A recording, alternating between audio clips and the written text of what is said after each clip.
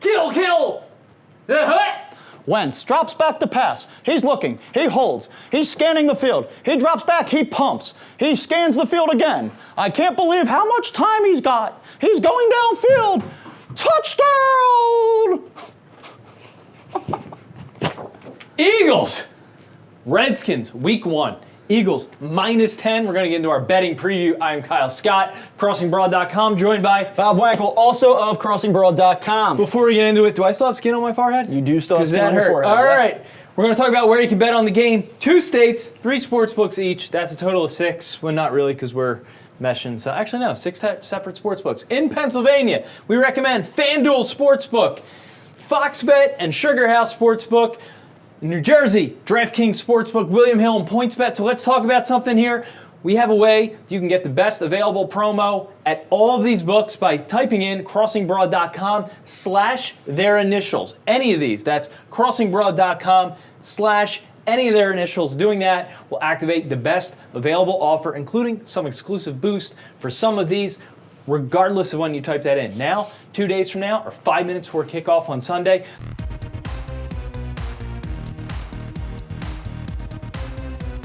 you can make it rain. Let's get into the betting preview. Bob, you have numbers.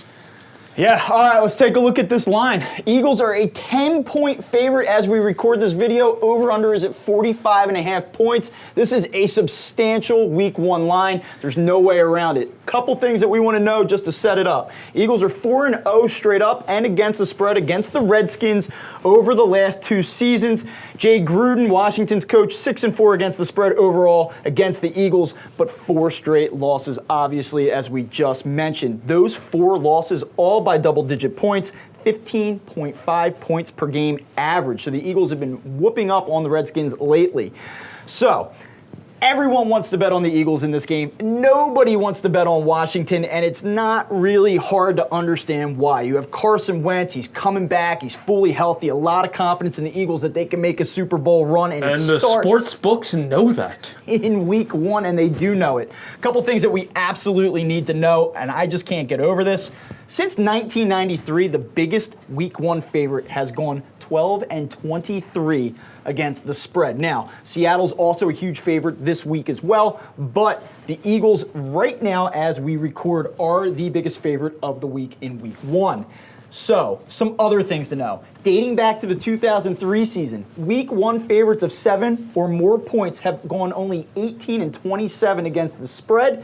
When you bump that up to 7.5, 10-23 against the spread. When you get it to 9 points or more, 6-19 against the spread. That is absolutely terrible. And if we take it down to a specific range, as you see here, 8 to 10 point favorites, only 4-15 against the spread.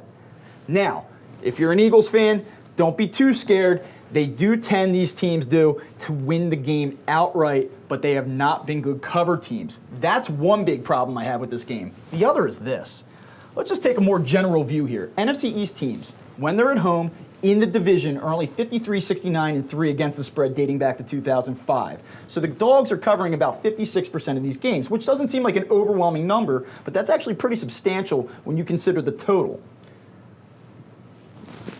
Here's where things get really dicey if I want to bet on the Eagles, though. Go back to the 05 season. NFC East teams favored by 8 or more points at home are only 6-12 against the spread.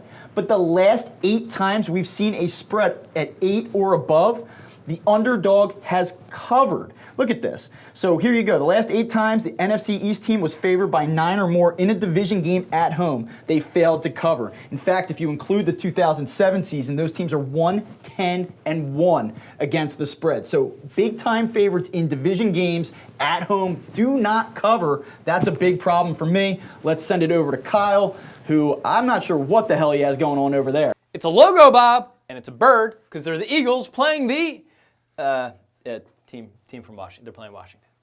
All right, we want to talk a little bit about something called implied probability. So what does this mean? On the money line, we're talking about the money line here.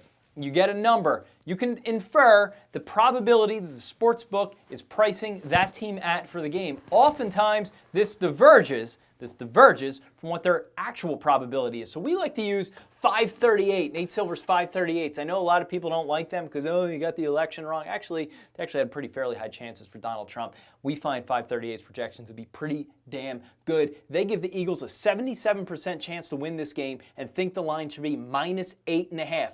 When you take a look at some of the sports books we discussed before, particularly Fox Bet, they price the Eagles a lot differently. They have the Eagles, Fox Bet does, on the money line at -500. That means they are pricing the Eagles at an 84% chance to win. That compares to what 538 believes is their actual chance at 77%.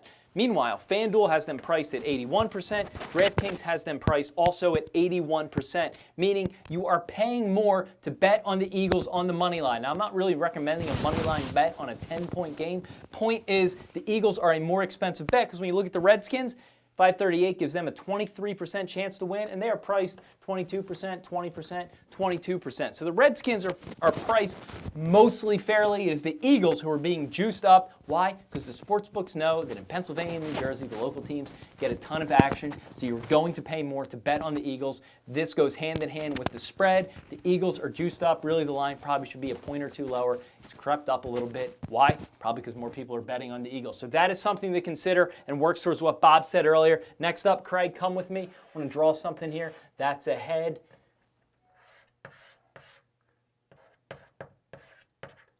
That's Doug Peterson, and we have some over-under total stats working against him. Check this out. All these, the over in Doug Peterson, first game of the year, 0-3. Doug Peterson at home, this is crazy. The over is 8-18, and when the closing line is under 46 points, as it is in this one, 45.5 as we're recording this, Doug Peterson, the over, 5-13 at home. Totals, Doug Peterson, home, last 3 years, they do not go together. The under is a strong play, and 18-9, the over is on the road. So Doug Peterson, totals, better on the road than they are at home. Send it back to Bob. With all that said, you still don't want to take Washington, and I totally get it, so I'll give you some information that might make you feel a little bit better about a play on the Eagles. Let's start here. All right, so we got Jay Gruden, right? His teams are 6-5 against the spread as division road dogs overall, but they're only 2-4 ATS when they're a dog of 5+ points, and 3-6 ATS when a dog of that same spread, whether it be home or on the road. So when they are a bigger underdog, they have not performed as well. That's one thing. Let's go over to the Eagles now and look at this. The Eagles are 10-6 against the spread in week 1. What is going on over there? Okay, nice. So the Eagles are 10-6 against the spread in week 1 games over the last 16 seasons. They're also 4-1 ATS in their last 5 week 1 games at home when they're favored. Conversely, Washington 5-8-3 ATS in their last, I guess whatever that is, their last 16 games in week 1. 2-2-1 against the spread in their last 5 openers as road dogs. Not that good. Carson Wentz, Doug Peterson combination, 10-7 ATS is a home favorite, and 3-1 ATS when favored by 7 or more points at home. So that's a nice little trend to kind of rely on there, given that this is a double-digit spread right now. Also, Doug Peterson teams 2-1 ATS overall when favored by 9 or more.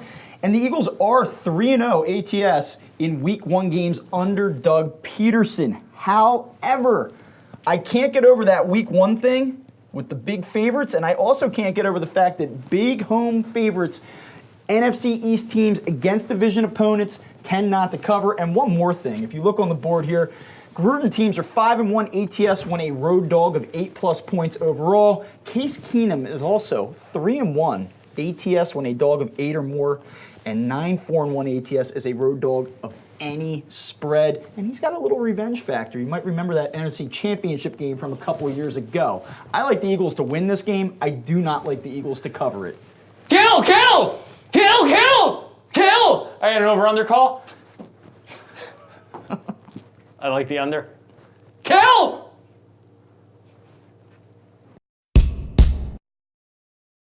Kill! Kill! Wentz drops back to pass. He's looking. His eyes are scanning downfield. He's got Jackson. He pumps. He steps up. Look at the time. Oh, my. Blue, 42. Kill! That what? Wentz drops back to pass. He's looking. That's it. Kill! That what? Wentz drops back to pass. He's looking. He pumps. He's looking downfield. He ducks out of the way of a defender. He steps up. He's going to throw. I think he's going to throw it. Oh! What? Kill! That what? Wentz drops back to pass. He steps up in the pocket. He's looking. He's scanning downfield. He's got his eyes downfield still. Here comes a defender.